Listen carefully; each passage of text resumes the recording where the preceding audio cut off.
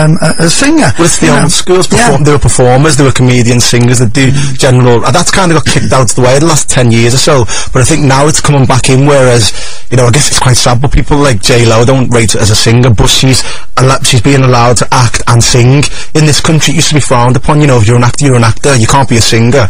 It's like, why not? If you're talented, then just show your talent. But before you three were born, when I was in, I ran the Shakespeare for 12 years, if you were in, on the cabaret circuit, you were frowned on by proper theatre. Yeah. You know, and actors frowned on people in musicals. So, I mean, there's a terrible snobbery in our business. Definitely. Which people don't realise. I tell you my biggest shock.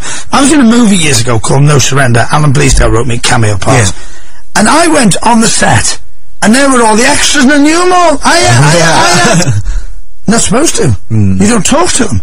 We, as actors, get our food first. Yeah. The extras. I hated that. Yeah, we learned that because, like, Raymond was our dead close mate, man, Daniels, because we went to the same dance schools as kids, and when we used to go to do extra work, he used to try and talk to us, and he used to get, like, told off for, like, coming to us and get the leftover food. What the hell's all that about? It is strange. I mean, because sometimes because even...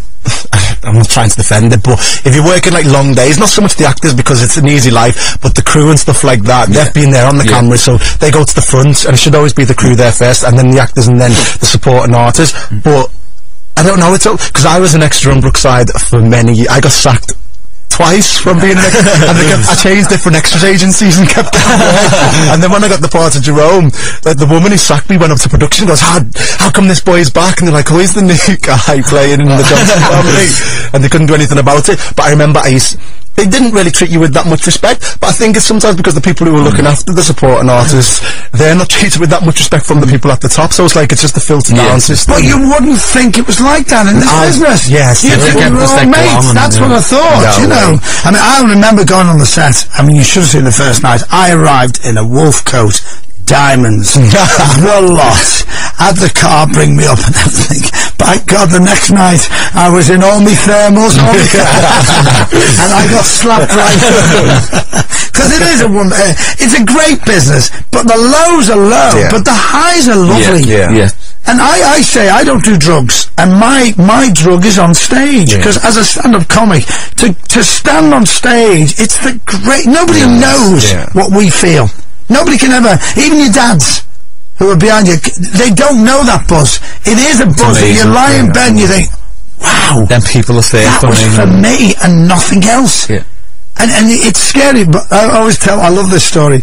Tony Bennett, who is the nicest, most modest man in the world, was on the Empire. And I was interviewing him. I was dead nervous at meeting him because he was a legend to me. And he came off stage after a 20-minute standing ovation. 20 minutes. And I said, that must have been a great experience. And in all modesty, when I felt they weren't quite with me tonight.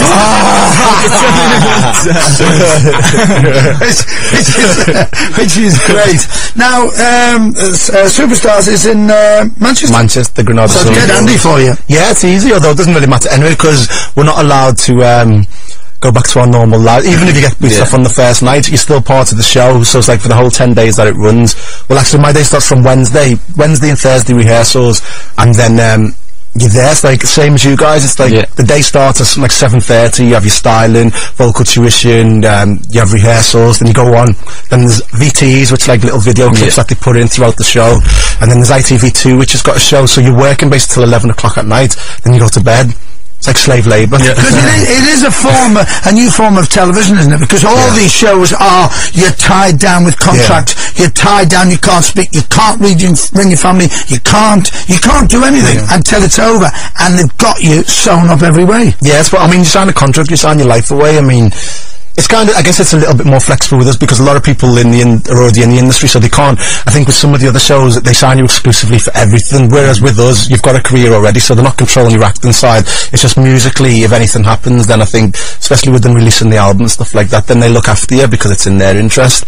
But it's like, I've got friends who are coming to the show and they're like, oh yeah, so then we'll go for a drink afterwards. I was like, no we won't. Like 1 week before, no we won't. It's like, oh well, just 5 minutes. No, sorry, you come and you go, and that's it. And it's like, it's going to be hard because my mum, she's going to be there every night, hopefully, so she said. So But it'd be good just to see that my mum, ever since every performance I've ever done, the ones I tell her about anyway, she's always there, you know what I mean? And she did like must be a mum's thing, that. Yeah, my mum's comes to every... It is mum's. I think it's a Scouse mum's thing. I've got some friends outside of Liverpool and they're like, I say, oh, my mum does this. Like, oh, really? And a bag of sweets as well for everyone. Give them out in case anyone's hungry. My mum mentioned she's going to make t-shirts to like, because they came and interviewed my mum. And she said, I've told them I'm going to make them, so I've got to make them. It's white for the boys, it's pink for the girls. And I was like, no, Mum, you don't have to make them. I think it's slightly embarrassed. All that.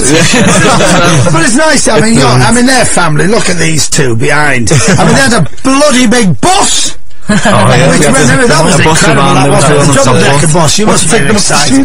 No, we had it was fantastic. a bus tour in Liverpool for our support. It was a friend of mine. You see it on television, it was on television. He was the boss. That was amazing. There was a friend of mine, he owns a bus company, and he had an open-top bus. So I just borrowed it for the day. Oh, brilliant. Banners all over it. I felt sorry for some fans though, because some of the fans got told that we were actually on the bus, but we weren't. We were in London. Yeah, didn't you have to close the roads and stuff? Yeah, to close the roads. Yeah, but the problem with that is, David, loads of stories get round, you know. Yeah, feel sorry for them, fine, but it's not your fault. It's nothing to do with you. People make all these stories up, you know. God, there's a story going on. I'm straight. Right, let's go. Morning, Mr. Poole. Good Christmas. Woeful, Claire. I asked. Oh, you've got to play the game now. That's being honest. I can't believe. My life ended when Hilda Robden left. I've watched it. I am a fanatic. I can't live without. Oh no, the producer of Products in the City was a writer on that Darren Little, and he's like the ultimate Coronation Street, I'd say fanatic, but he does tours around the world giving talks about Hollyoaks in the City. Have you met him? No, I've heard about him. Get him in. Yeah. Come on. No, I believe he's tremendous. But I mean, it was great. And what we haven't mentioned is it's extremely raunchy. Oh, so it was a bit. Why haven't I watched it? Hardly anyone's got any clothes on. Ever. He's naked all the time, and he keeps messing with this transsexual. He keeps robbing his milk. I robbed the milk, and one time he injects it with dog piss, and my character It really is. It really was a very, very good series. I really can't remember. Did you enjoy Brookside? Oh, Brookside, yeah, oh my god, it was one of the best times of my life. 4 years, which passed in seconds. I met some of the most amazing people, made some amazing friends, and I don't know, it changed my life. Obviously something like that's going to change your life, and it was the biggest blessing I think God could have sent me. Not that I sound American. Oh, thank God. But you know, it's like whoever up there, whatever power it is, it's like, and I'm not, I don't kid myself, you know, I'm not the most talented person out there. I was very lucky to get the breaks that I've had, and I'm thankful for it, really. You can't moan. Well, Suzanne speaks so highly of you. Every single... Suzanne's an angel. Yeah, she's like an angel. Dizzy. What? Dozy. Dizzy.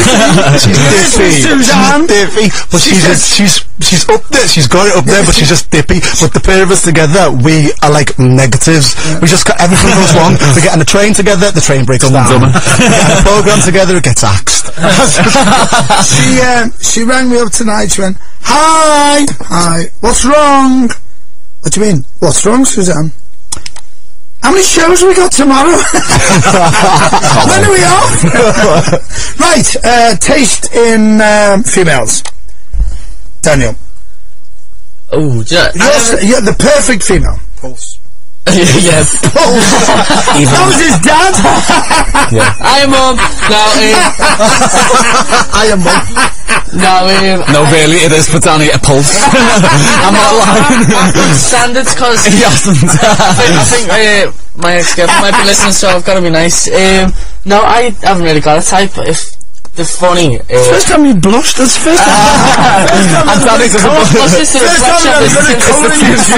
it's the reflection of this tint. Now, I like a girl to have nice eyes and nice personality. What's wrong with nice eyes? Nice eyes. That's him. That's him.